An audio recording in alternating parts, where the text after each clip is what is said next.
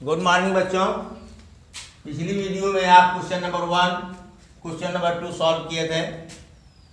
Class 11 math set miscellaneous exercise solution part 2 में, solution part 1 में question 1 और question 2 हम लोग किए थे। और पार्ट 2 में अब हम लोग क्वेश्चन 3 से शुरू करते हैं। दिया गया है A union B is equal to A union C। यदि A union B is equal to A union C and A intersection B that's equal to A intersection C। यहीं से क्लियर हो जा रहा है, जब A यूनियन B और A union C बराबर है, जिसका मतलब B बराबर C हुआ। ठीक है, लेकिन यही प्रूव करना है हमको। प्रूव कैसे करें, ये समस्या है। ठीक है, चलिए प्रयास करते हैं। एग्जाम्पल लेकर के भी हम कर सकते हैं, लेकिन उस एग्जाम्पल में क्या करना होगा, हमको B और C का मान एक ही लेना पड़ेगा। सेट B और सेट C इक्वल लेना पड़ेगा। तो पहले से ही हम प्रूव करके बैठ जाएंगे, तो लॉजिक क्या लगी? कुछ नहीं, लॉजिक तो कुछ लगी नहीं। तो इसको प्रूव कैसे करेंगे? इसे पहला लेते हैं A यूनियन B बराबर A यूनियन C लिया गया है। क्या किया हमने? दोनों तरफ इंटरसेक्शन ले लिया C के साथ। इसके साथ C के साथ हमने इंटरसेक्शन ले लिया। तो चलो भाई, क्या होगा? A इंटरसेक्शन C मल्टीप्लाई करो, जिसे मल्टीप्लाई करते हो। A इंटरसेक्शन C अब B करोगे तो B इंटरसेक्शन C, और दोनों में चिन्ह किसका लगेगा? यूनियन का। ठीक है, बराबर वही हो जाएगा। यहां क्या करोगे? यहां पर क्या करोगे? वही A intersection C, A intersection C, C intersection C union. ठीक है,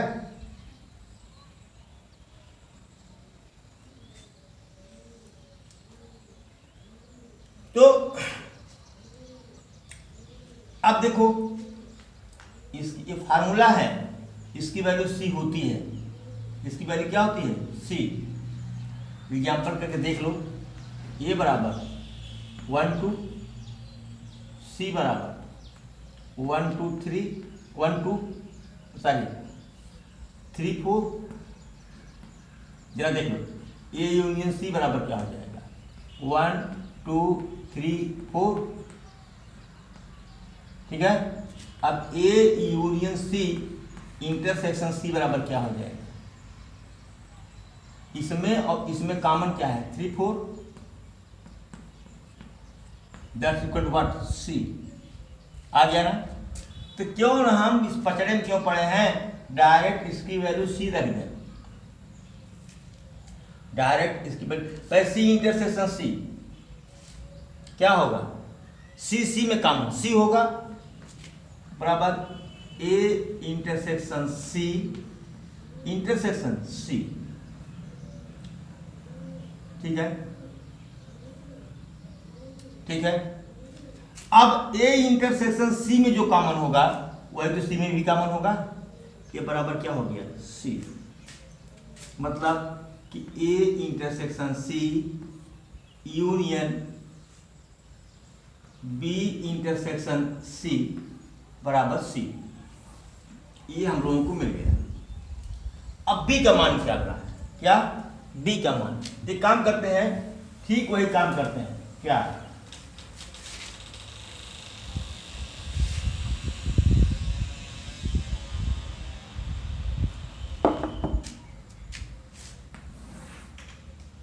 A यूनियन B और A यूनियन C दिया हुआ है। दोनों के साथ इंटरसेक्शन B करते हैं। इंटरसेक्शन B बराबर का चिन्ह है। चलिए, जैसे यहां किए थे A intersection A union C intersection C बराबर क्या आया सी ना, उसे यहां क्या आ जाएगा बी बराबर क्या होगा ए इंटरसेक्शन बी और फिर सी इंटरसेक्शन बी और बीच में क्या चिन्ह लगेगा यूनियन का। क्या लगेगा यूनियन का। देखो यहाँ ए इंटरसेक्शन सी है, यहाँ अब बी इंटरसेक्शन सी है, तो इसको हम ऐसा भी कर सकते हैं कि A intersection B union B intersection C कर सकते हैं। ठीक कर सकते हैं नहीं, चाहे सी इंटरसेक्शन बी को चाहे बी इंटरसेक्शन सी, यानी A intersection B is equal to B intersection A. अरे कॉमन तो लेना है भाई, इंटरसेक्शन में कॉमन ही तो लेना है, कर सकते हैं। अब जरा देखिए ए इंटरसेक्शन बी बराबर क्या होता है ए इंटरसेक्शन सी, यहां दिया गया है, या A intersection C union B intersection C. देखो A intersection C union B intersection C, ये किसका मान है सी का मान है, तो बी बराबर सी।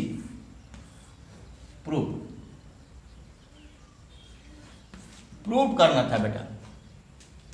वैसे भी आप व्यवहारिक रूप से इसको समझ सकते हैं। अगर ए यूनियन बी बराबर ए यूनियन सी, ठीक है, इसका मतलब बी बराबर सी हो गया। अगर कहीं बीच में आता है इसको उड़ा देते, this implies that B equal to C, यानी बी सी बराबर है तभी तो दोनों का यूनियन बराबर हुआ। लेकिन नहीं, यहां हमको प्रूव करना था, इसलिए हमको जो है इतना काम करना पड़ा।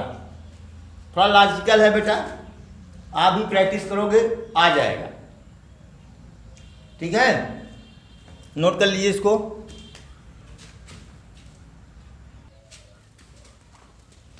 बेटा क्वेश्चन नंबर 4 केवल हिंट्स दिए गए हैं, इसमें सलूशन नहीं है। यहाँ लिख देता हूं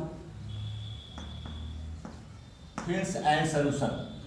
ठीक है, क्वेश्चन नंबर 4 आपका है कि यस और टी दो ऐसे समुच्चय हैं कि यस में 21, टी में 32 और यस इंटरसेक्शन टी में 11 अवयव हों, तो यस यूनियन टी में कितने अवयव होंगे।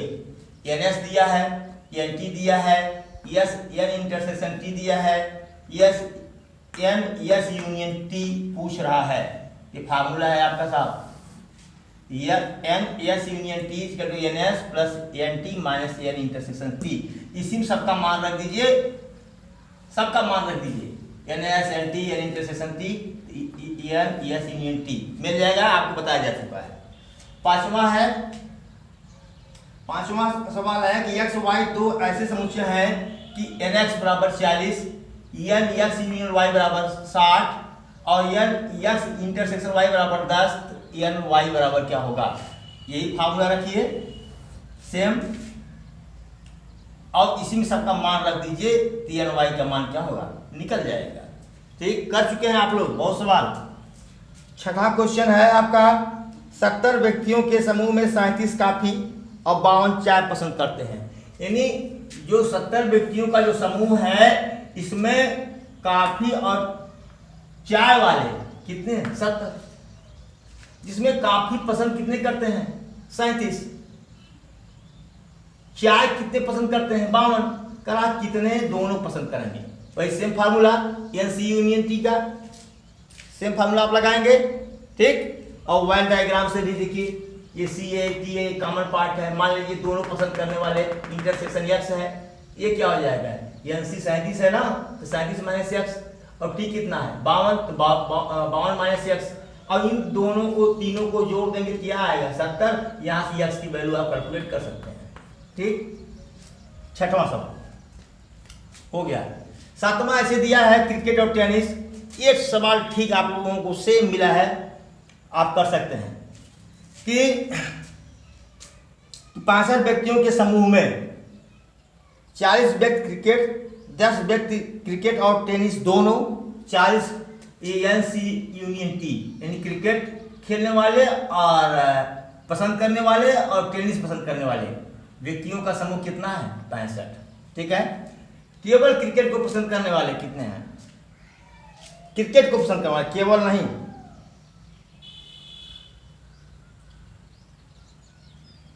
40 व्यक्ति क्रिकेट को पसंद करते हैं। करा कितने व्यक्ति और 10 व्यक्ति क्रिकेट और टेनिस दोनों पसंद करते हैं। इन क्रिकेट और टेनिस में कॉमन कितना है? 10। कह रहा है, सेम सवाल है कि तो कितने व्यक्ति केवल टेनिस पसंद करते हैं? केवल टेनिस। ठीक है। और कितने व्यक्ति टेनिस को पसंद करते हैं? यानी पहले एंटी हमको ज्ञात करना होगा। क्या ज्ञात करना होगा? एंटी।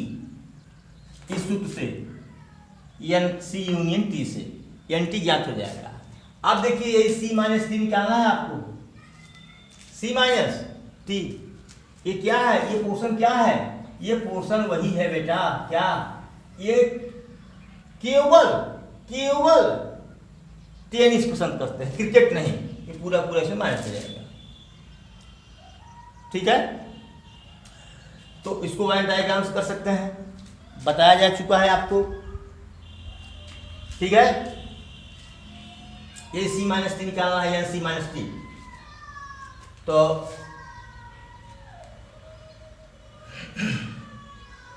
NC, अगर हम इसको निकालें तो क्या होगा? बताया जा चुका है। अब हम ज़्यादा समय इस पर नहीं देंगे, करिएगा। अगर नहीं आता है तो कमेंट बॉक्स में नोट करिए, डलवाइएगा। तो हम कमेंट बॉक्स में जो है फिर इससे, या मेरा वो वीडियो देख लीजिएगा ना, पीछे वीडियो देखिएगा, इसके पहले वाली एक्सरसाइज में एक सवाल आपको मिलेगा। Thank you so much. Sorry बेटा, ये मिसलिनियस एक्सरसाइज का क्वेश्चन है ही नहीं, ये तो पिछले एक्सरसाइज का क्वेश्चन है। पन्ना पलट गया, सिर्फ क्या हुआ? पन्ना पेज पलट गया। चलो ठीक है, इसको दोहरा दिया, कोई बात नहीं है। तभी तो कह रहा हूं, तो सेम है, ये बताया जा चुका है।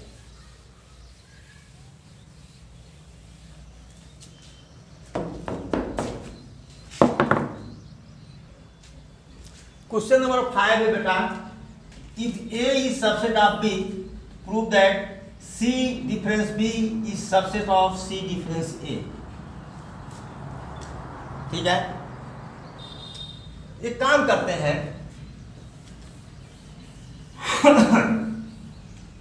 मानते हैं कि late X belongs to C difference B, C difference B। ठीक है।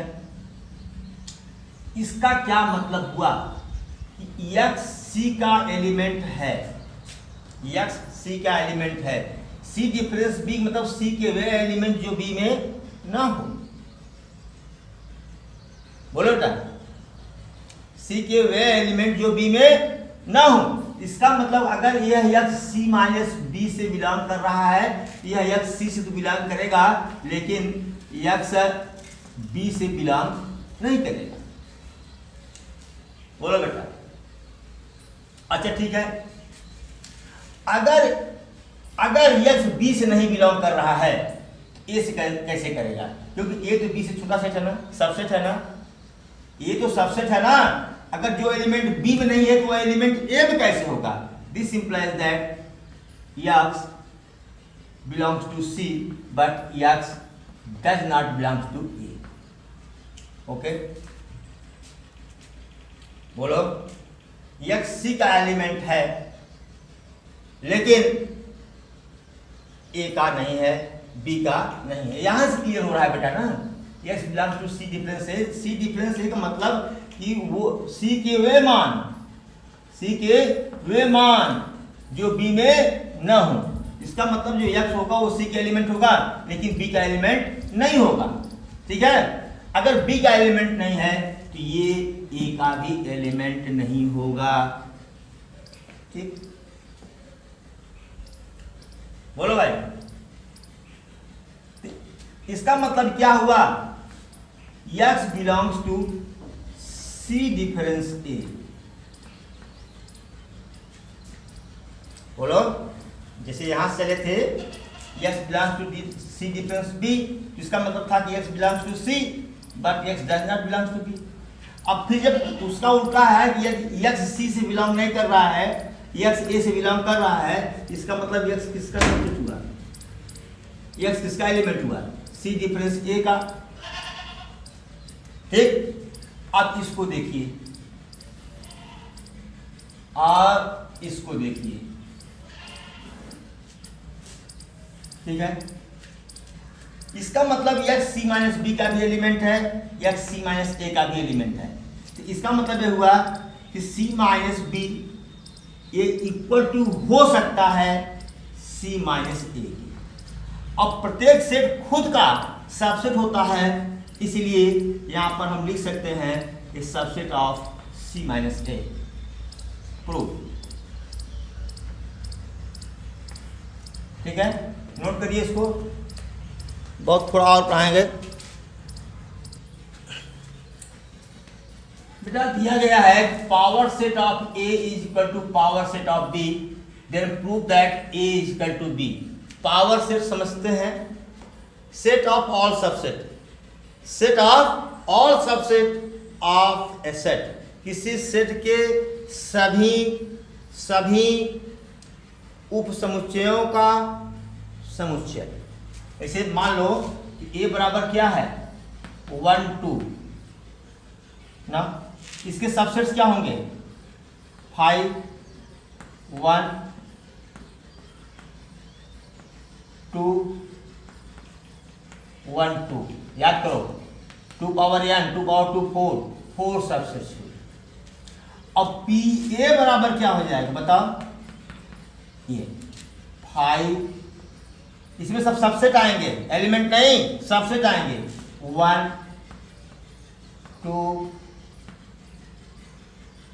1 2। ठीक है, ये पावर सेट आपको फिर रिमाइंडर दे दिया यहां पर। अब यहीं से सोचो, पहले यहीं से सोचो, हमने कहा कि x जो है A का एक सबसेट है, इसको मान लिया 1 को, माना, यहां दिमाग में रखो कि x क्या है 1 ना, यानी x is subset of what A 1 element है, ये क्या है, ये एलिमेंट है। यस इस सबसेट नहीं, यस बिलोंग्स टू ए है, x belongs to A and नहीं, गलत हो रहा है, यक्स को ये मान लिए, ये यक्स माना है, तो यक्स इज क्या सबसेट ऑफ पी ई। बोलो बेटा, since P A is equal to P B, then x is subset of what P B, x is subset of what P B. बोलो, यक्स ए का भी subset है, sorry P A का भी subset है, और ठीक है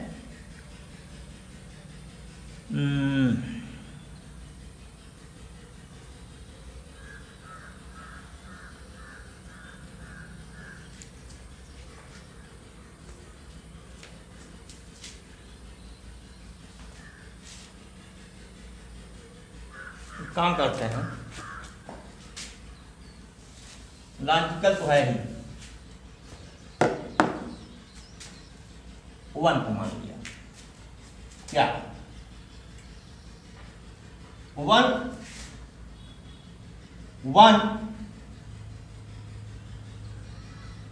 ए का एलिमेंट है, तो मान लिया left capital x is subset of A, X A का सबसेट है, small x belongs to X, small x belongs to X. चलो भाई, ये हो गया एक्स, ये हो गया हमारा कैपिटल एक्स। क्या हो गया? Capital x. ठीक, ये एक्स हो गया 1 और कैपिटल एक्स क्या हो गया 1 2। तो अगर एक्स ए का सबसेट है तो जो स्मॉल एक्स 1 है यह एक्स का सबसेट का एलिमेंट होगा कि नहीं होगा? होगा। और एक्स का स्मॉल एक्स कैपिटल एक्स का सबसेट भी होगा। स्मॉल एक्स कैपिटल एक्स का सबसेट भी होगा। और एक्स क्या है? सबसेट ऑफ ए। बोलो बेटा, यहां तो लिखे ही है ना, सॉरी यहां लिखने की कोई जरूरत नहीं है। एक्स इज सबसेट ऑफ ए और एक्स बिलोंग्स टू एक्स। इसका मतलब क्या हुआ बेटा? इसका मतलब क्या हुआ? एक्स किसका एलिमेंट होगा? स्मॉल एक्स किसका एलिमेंट हो सकता है? ए का ना। स्मॉल एक्स कैपिटल एक्स से बिलोंग कर रहा है और कैपिटल एक्स ए का सबसेट है। इसका मतलब क्या हुआ कि जो स्मॉल एक्स है वो कैपिटल एक्स का एक एलिमेंट है। चलो भाई, तो अब बताओ हमको, अगर या इसको उल्टा लिखे हम कि लेट, क्या लिखें? यहां तो लिखने में भी सोचना पड़ रहा है, लिखने में भी सोचना पड़ रहा है। ठीक है,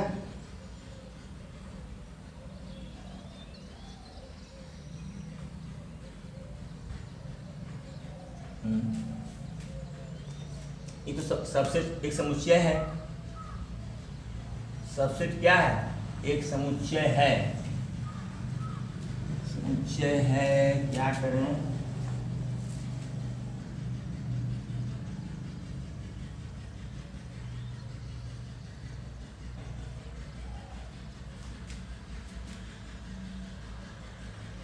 यहां क्या करें? यहां क्या करें? Let X belongs to A. Okay, X belongs to A. X A का कोई एलिमेंट है and X belongs to capital X, where capital X is subset of A, where capital X is subset of A। ठीक है, subset of A।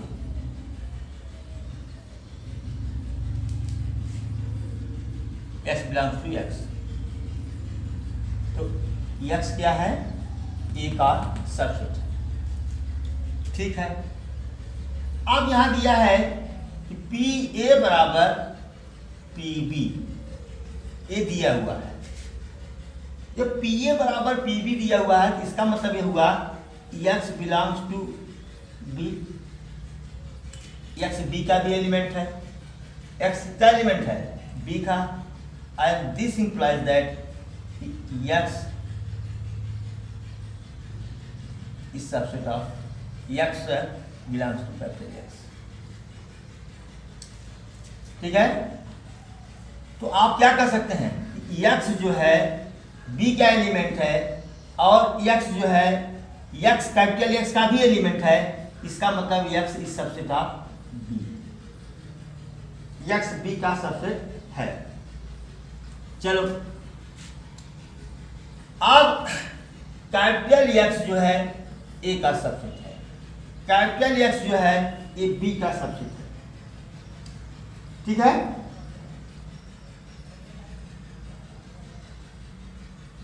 तो इसका मतलब, रुको एक मिनट बेटा, रोकते हैं वीडियो को। ये तो बहुत खराब वीडियो गया मेरा। देखो, करा कि एक्स कोई एलिमेंट ए है, ये मान लिया हमने।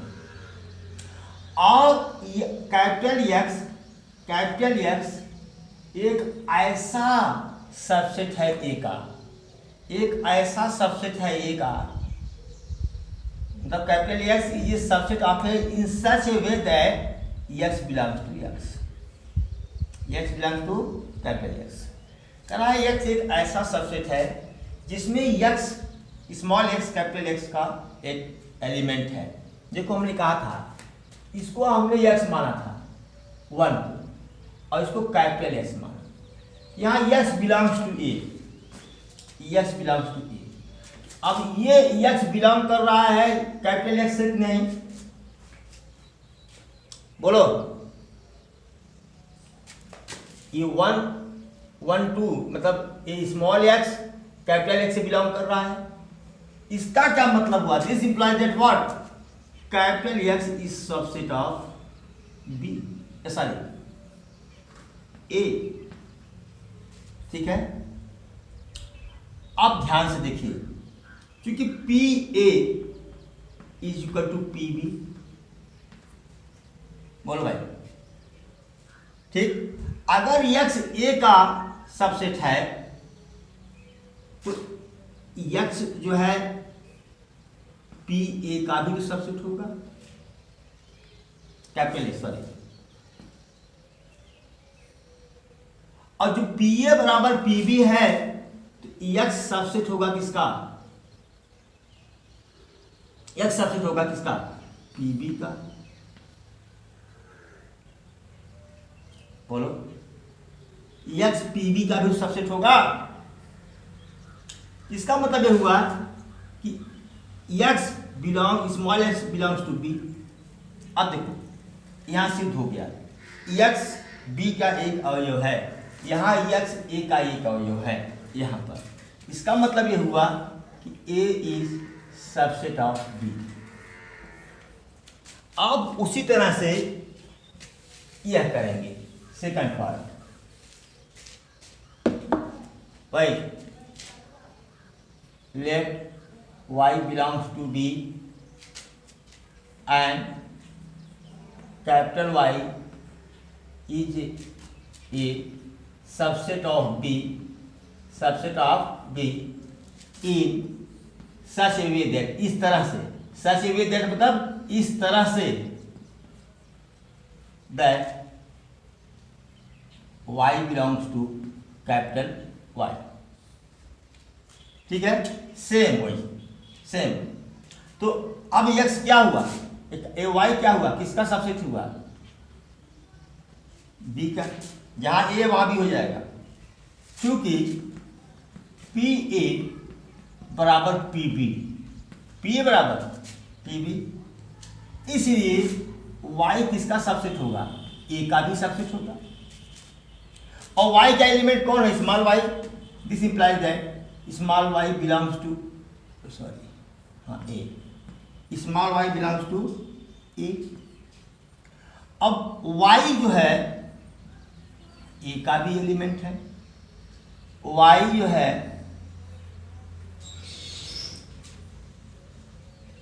b का भी एलिमेंट है, b का एलिमेंट है। इसका मतलब क्या हुआ? ये स्मॉल y ए का एलिमेंट है और ठीक है, स्मॉल y किसका एलिमेंट है? ए का। और स्मॉल y किसका एलिमेंट है? बी का। स्मॉल y ए का भी एलिमेंट है, स्मॉल y बी का भी एलिमेंट है। इसका मतलब है बी इज सबसेट ऑफ ए। इसको इक्वेशन नंबर 2 मान लो और इसको इक्वेशन नंबर 1 मान लो। From equation 1 and 2, from equation 1 and 2, A is subset of B, B is subset of A B का सबसेट है, बी ए का सबसेट है। इसका मतलब क्या हुआ? A is equal to B. Note करें, आज का वीडियो खराब गया। अगर कोई बात समझ में न आए तो फिर से आप कमेंट बॉक्स में करिएगा, हम बताएंगे आपको। Thank you so much.